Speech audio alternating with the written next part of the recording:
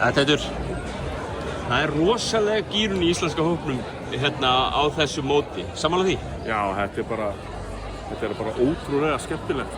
Ég lýsti við einhverjum að þetta væri svona eins og árshátíð körfuboltans á Íslandi og þarna stemningin frábær, veðrið frábært. Þurfum bara að fá hana sigur og eftir Davíð, sko. Þá var þetta gjörsamlega fullkomið.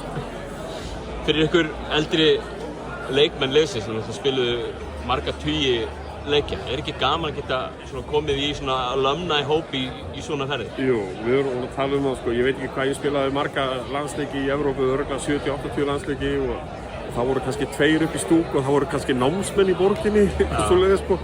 Að fá að taka þátt í þessu núna og sjá vöxtinn, hvernig þetta hefur vaxið alveg bara frá því að við komumst inn í Berlín og hingað. Ég held að það sé verði eitthvað 1500 manns og það hefur fólk að koma hérna alls staðar á heiminum, Íslendingar sem ég þekki. Þetta er bara æðislegt. Borgin æðisleg einhvern veginn, þetta er einhvern veginn allt saman á sama frímerkinu hérna og búa til bara góða stemmingu hjá hópnum. Já, við erum þetta bara virkilega flott og vel skipulagt og hérna stutt í höllina, þetta er bara einhverja 10 mínútur að labba og það breytist allt.